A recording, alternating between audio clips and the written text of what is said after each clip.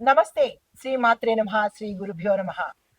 ఖగోళ శాస్త్రంలో మనం ఎప్పుడూ చెప్పుకుంటున్నట్టుగా రకరకాల వింతలు జరుగుతూ ఉంటాయి. రకరకాల గ్రహాల మార్పులు అనునిత్యము, ప్రతి నిత్యము జరుగుతూ ఉంటాయి. అయితే ఇప్పుడు మనకి రాబోయే అనగా మే నెలలో 14వ తారీఖు రాత్రి 11 గంటల 20 నిమిషాలకు మనకి మిథున రాశిలోకి బృహస్పతి ప్రవేశం జరుగుతోంది. అంటే దేవగురువు బృహస్పతి మిథున రాశిలోకి ప్రవేశించబోతున్నాడు. అయితే ఈ ప్రవేశంలో అంటే వృషభం నుంచి మిథునంలోకి తన ప్రయాణాన్ని సాగిస్తున్నాడు గురు బృహస్పతి. అయితే ఈ పరిణామాలు మనకి ఎలా ఉండబోతున్నాయి?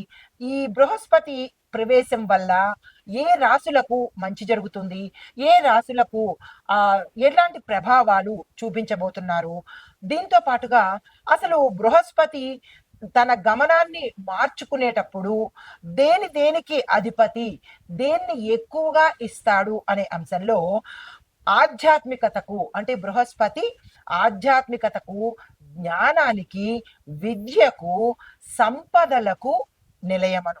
ఈ వీటిని ఎక్కువగా ఇచ్చే ప్రయత్నము తన సంచారంలో ఏ రాసుల్లో జరుగుతున్నాయో ఆయా స్థానాలను బట్టి, ఆ గురు సంచారాన్ని బట్టి వారికి ఆ యోగ్యతలు కలుగుతాయి.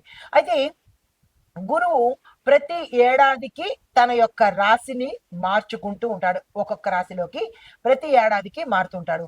అయితే ఈ మారడము ఒక రాశి నుంచి ఇంకొక రాశికి వెళ్ళేటప్పుడు 12 సంవత్సరాలు పడతాయి. ఈ 12 సంవత్సరాలలో ఎట్లా ఆ వ్యక్తికి గురు మహర్దశన లేదా ఫలితాలు ఎలా ఉండబోతున్నాయి, ఆ గురువు మిగతా గ్రహాలతో కలిసినప్పుడు ఎలాంటి ప్రభావాలు చూపిస్తున్నాడు అనే అంశాన్ని మనము ఇక్కడ సవివరంగా తెలుసుకుందాము. అయితే ఈ సంవత్సరంలో మే 14వ తారీఖున రాత్రి 11 గంటల 20 నిమిషాలకు మిథున రాశిలోకి బృహస్పతి అడుగు పెడుతున్నాడు. అయితే ఈ ప్రభావము మనకి 12 రాశుల మీద ఎలా ఉండబోతోంది అనే దానికన్నా ముందుగా ఒక్కొక్క రాశికి ఒక్కొక్క ప్రత్యేకత ఉంది.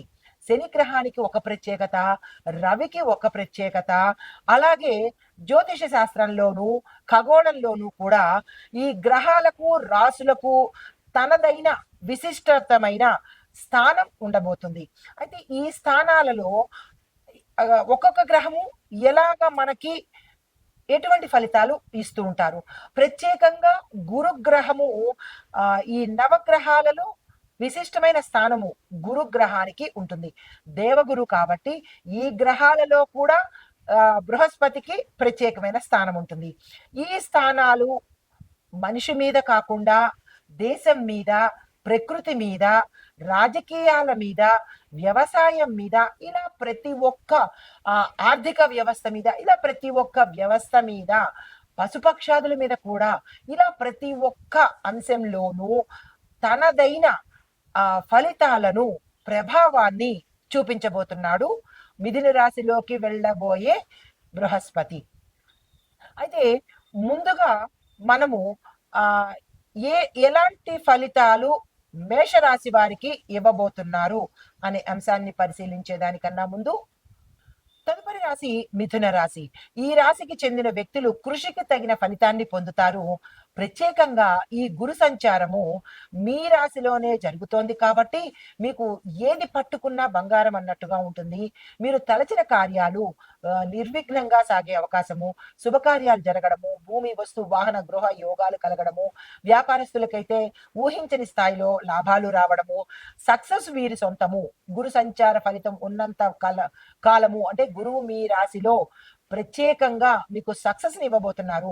మీరు ఏది పట్టుకుంటే, ఏది తలచుకుంటే, ఏది చెయ్యాలనుకున్నా, ఏ రంగంలో వాళ్ళకైనా సక్సెస్ని ఇవ్వబోతున్నాడు కాబట్టి మీరు ఈ సమయాన్ని అస్సలు వృధా చేసుకోకండి. దీంతో పాటు కొత్త సంబంధాలు ఏర్పరచుకోవడానికి ఇది అనుకూలమైన సమయము. అంటే వివాహ ప్రయత్నాలు కావచ్చు, కొత్త వ్యక్తుల పరిచయాలు కావచ్చు, కొత్త సంస్థల్లో చేరడం కానీ, విదేశాలు వెళ్ళడం కానీ, అక్కడ మీరు ఏదైనా సత్సంబంధాలు అంటే టైఅప్ పెట్టుకోవడానికి కానీ, మీ వ్యాపార వ్యాపార నిమిత్తంగా కావచ్చు, ఉద్యోగ నిమిత్తంగా కావచ్చు, లేదా మీకు వివాహాలయ్యి అక్కడికి వెళ్ళడం కావచ్చు. ఇలాగ మీకు కొత్త పరిచయాలు, కొత్త సంబంధాలు ఇలాంటివి ఏర్పడ్డము, తద్వారా మీకు లాభాలు కలిగే అవకాశము, సక్సెస్ కలిగే అవకాశము ఈ సమయంలో గురువు మీకు ఇవ్వబోతున్నాడు. దీంతో పాటు విదేశాలకు వెళ్ళాలి అన్న చిరకాల కోరిక చాలా మందికి ఉంటుంది. అంటే ఉద్యోగపరంగా అవకాశం ఉన్నా, లేదా వ్యాపార పరంగా కానీ, కుటుంబ పరంగా కూడా చాలా మందికి అవకాశాలు ఉంటుంది. ఒక్కసారైనా అక్కడికి వెళ్ళి రావాలి అని.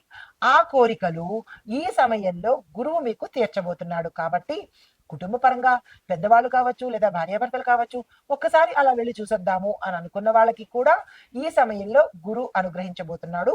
దానికి సంబంధించినటువంటి ప్రయత్నాలు తక్షణమే చేసుకోండి. అయితే మీరు చేయవలసిన చిన్న పని ఏంటంటే, గురు సంబంధిత స్తోత్ర పారాయణ తప్పనిసరిగా చేసుకోండి.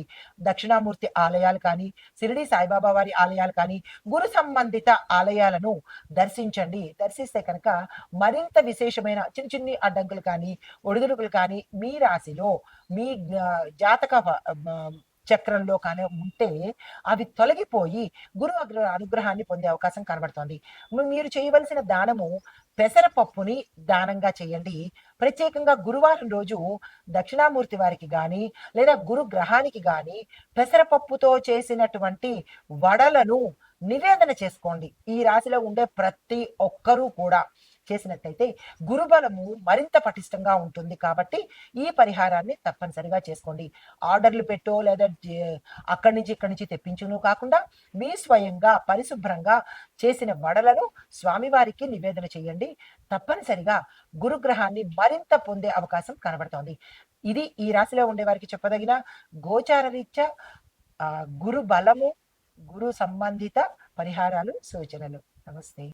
అయితే మనకి మే 14 రాత్రి 10:20 లేదా 36 నుంచి అక్టోబర్ 18 సాయంత్రం 7:36 వరకు గురు వక్ర స్థితిలో మిథున రాశిలో సంచరిస్తూ ఉండడం వల్ల మనకి వ్యవసాయము, ఇందాక మనం చెప్పుకున్నవి రాశుల ఫలితాలు.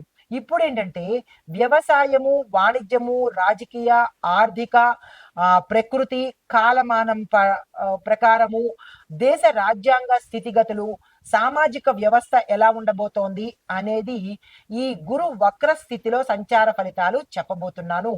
ఒక్కొక్కటిగా పరిశీలన చేద్దాము.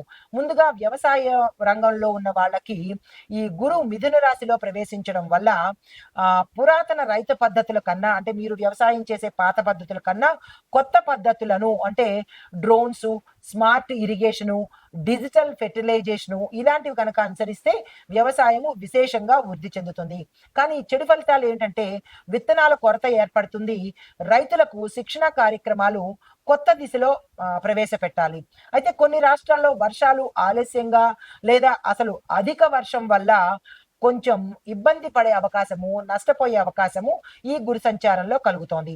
ధాన్యాలు, పప్పు ధాన్యాలు, పళ్ళ సాగులు, పూల సాగులో కనుక మీరు వేసినట్టయితే రైతులకు విశేషమైన లాభాలు వచ్చే అవకాశం ఉంది. గుర్తుపెట్టుకోండి. విత్తనాల యొక్క ధర పెరగడం వల్ల రైతులకు నష్టాలు వచ్చే అవకాశం కూడా కనబడుతోంది. దానికి తగ్గ ప్రత్యామ్నాయాలు చూసుకోండి. ప్రభుత్వము నష్టపరిహారాల యొక్క ప్యాకేజీ కూడా ఈ సమయంలో మీకు ప్రకటించవచ్చు. దాన్ని ఉపయోగించుకునే ప్రయత్నం ప్రతి ఒక్క రైతు చేయండి. ఇది వ్యవసాయ పరంగా. అయితే మీకు చెప్పదగిన ఉపాయం కూడా చెప్తున్నాను, దాన్ని పాటించుకోండి. నల్ల గోధుమ విత్తనాలపై బృహస్పతిని పూజించి సాగు ప్రారంభించండి. అంటే మీరు ఏ సాగు ప్రారంభించినా వ్యవసాయదారులు, రైతులకు మరీ చెప్తున్నాను, గురు పూజించి అప్పుడు మీరు పంటను వేసినట్టయితే గురుగ్రహం వల్ల విశేషమైన పంట, విశేషమైన లాభాలు పొందే అవకాశం ఉంది. ప్రతి ఒక్క రైతు గుర్తుపెట్టుకోండి.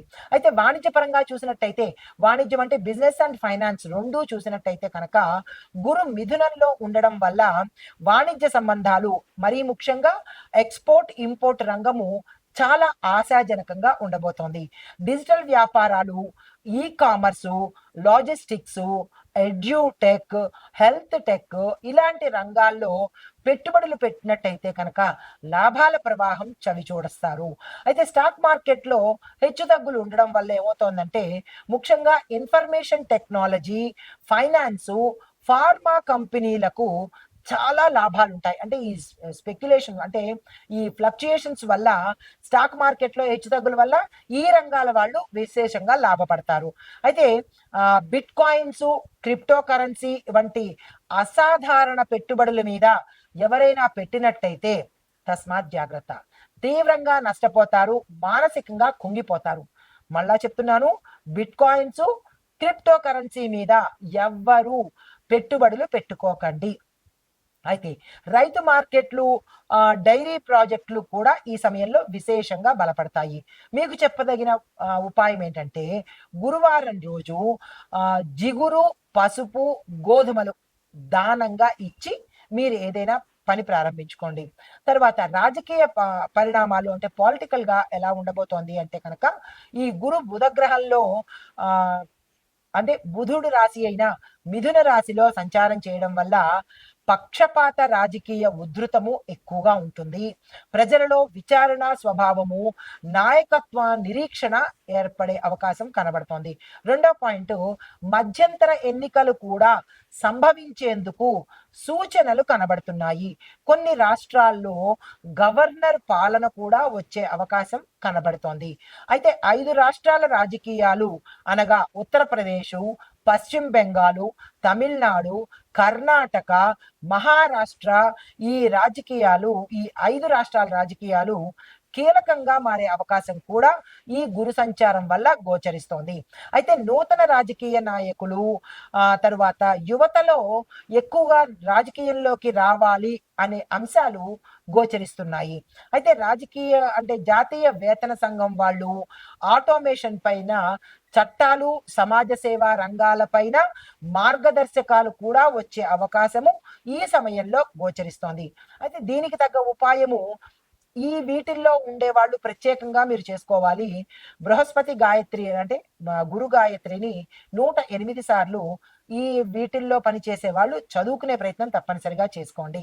తర్వాత దేశ పరిస్థితులు ఎలా ఉండబోతున్నాయి అంటే కనుక, ఈ గురువు మిథున రాశిలో సంచారం వల్ల భౌగోళికంగా అంటే ఉత్తర భారతము అంటే నార్త్ ఇండియా, హిమాలయ ప్రాంతాల్లో ప్రకృతి రీత్యా విపరీతమైన మార్పులు కనబడుతున్నాయి. అంటే బర్ఫ్ అంటే మంచు కరగడము, భూకంపాలు వచ్చే అవకాశము భౌగోళికంగా గోచరిస్తోంది. రైతు ఉద్యమాలు మళ్ళీ తిరిగి ప్రారంభమయ్యే అవకాశం కనబడుతోంది. ఇది సంస్కారవంతకమైన మార్పులు అంటే మంచి మంచి మార్పులే జరగబోతున్నాయి. అయితే విద్యా విధానంలో పరీక్షల్లో కొత్త రకాన్ని ఇంట్రడ్యూస్ చేయబోతున్నారు. అంటే ఎగ్జామినేషన్ ప్యాటర్న్ మారే అవకాశం కనబడుతోంది. అది ఇంటర్నేషనల్ బోర్డుని అనుసరించేటట్టుగా ఉండబోతోంది అన్నది సూచన.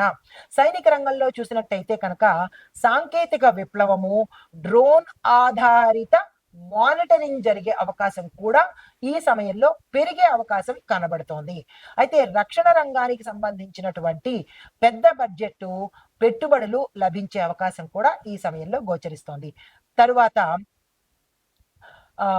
తుఫాన్లు కనుక చూసినట్టయితే అంటే వాతావరణ పరంగా May, June, October May, June and October మరలా అక్టోబర్లో మధ్య బంగాళాఖాతంలో తుఫాన్లు ఏర్పడే అవకాశం ఉన్నప్పటికీ అవి అంత తీవ్రతంగా ఎక్కువగా ప్రభావాన్ని చూపించలేవు.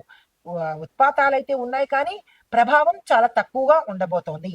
అయితే హిమవర్షము అంటే మంచు వర్షాలు ఈ కాలంలో అంటే వేసవి కాలంలో ఎక్కువగా కరిగిపోయి అంటే కొన్ని చోట్ల పల్లపు ప్రాంతాల్లో ఇబ్బందులు తల ఎత్తే అవకాశము, సమస్యలు వచ్చే అవకాశము, ల్యాండ్ స్లైడ్స్ మీద ఎక్కువగా తీవ్రత కలిగే అవకాశము ఈ సమయంలో గోచరిస్తోంది. అయితే మరి ప్రకృతి విపత్తులు ఎలా ఉండబోతున్నాయి అంటే కనుక ఆగస్టు, సెప్టెంబరు సమయంలో పలు రాష్ట్రాల్లో వర్షాలకు సంబంధించిన ఎక్కువగా కలగడము, వరదలు కలగడము, తుఫాన్లు ఏర్పడము జరిగే అవకాశం కనబడుతోంది. తర్వాత 3-4 రాష్ట్రాలలో విస్తృతంగా భారీ వర్షాలు, తద్వారా నీటి ముంపు, నదులు పొంగి పొర్లడము, పంటలు నష్టం పాలవ్వడము, ఇలాంటివి కొన్ని చోట్ల ఇళ్ళు, రహదారులు కూడా దెబ్బతినే అవకాశము గోచరిస్తోంది. అయితే కాలమాన ప్రభావం చూసినట్టయితే దానికి నివారణ చర్యలు తీసుకోవాలి కదా. ముందుగా వర్షాభావాన్ని గుర్తించి విత్తనాలు వేసుకోండి. వీధి వ్యాపారులు, భవన నిర్మాణం చేసే వాళ్ళు ఈ వర్షాల తాకిడి నుంచి రక్షణకు ముందుగా అంటే భవనాలు కూలిపోకుండా ముందస్తు చర్యలు తప్పనిసరిగా తీసుకోండి. ఈ సమయంలో అంటే మనకి మే నుంచి అక్టోబర్ 18 వరకు ఈ ప్రభావము గురు ప్రభావం ఉండబోతోంది కాబట్టి తక్షణమే ఈ చర్యలు జాగ్రత్తలు తీసుకునే ప్రయత్నం చేసుకోండి. అయితే ప్రయాణికులు చూసినట్టయితే మీరు ఈ సమయాన్ని గుర్తెరిగి జాగ్రత్తగా ప్రయాణాలు చేసుకోండి. ప్రయాణానికి సంబంధించిన జాగ్రత్తలు కూడా ముందే ఏర్పాట్లు చేసుకోండి. ఇంకా ప్రభుత్వ పరంగా చూసినట్టయితే ఎన్డీఆర్ఎఫ్ అంటే నేషనల్ డిజాస్టర్ రెస్పాన్స్ ఫోర్స్, దీనికి ఎస్డిఆర్ఎఫ్ ప్రమాద నిర్వహణ శాఖలు పూర్తి అప్రమత్తంగా ఉండాలి. అయితే పల్లె ప్రాంత ప్రజలు రోడ్లు ఈ ఈ మార్గాల గుండా వెళ్ళే వాళ్ళు జాగ్రత్తగా వెళ్ళడం ఒకటి, దాన్ని పునర్నిర్మాణం చేసుకోవడము, మట్టి దారులను జాగ్రత్తగా మంచి స్ట్రాంగ్ దారులుగా చేసుకోవడము, సిమెంట్ దారులుగా ఏర్పాటు చేసుకోవడము, పల్లె ప్రాంతాల్లో ఉన్న వాళ్ళు తప్పనిసరిగా ఈ చర్యలు మీ పెద్దల సహాయంతో తీసుకోండి. ఇవి ఈ గురు ఫలితంగా రాసుల వారికి చెప్పడం జరిగింది. ప్రభుత్వము, ప్రైవేట్ రంగాలు ఇలాగా ఒక్కొక్క అంశాన్ని విశ్లేషించి అందించడం కూడా జరిగింది. దీన్ని జాగ్రత్తగా పాటించుకుని ప్రభుత్వాలు కాదు, ప్రజలు కాదు, ప్రతి ఒక్కళ్ళము జాగ్రత్తగా ఉండి గురుబలాన్ని మంచికి మనము ఉపయోగించుకోవడము, మంచిగా ఉండాలి అని కోరుకుంటూ నమస్తే.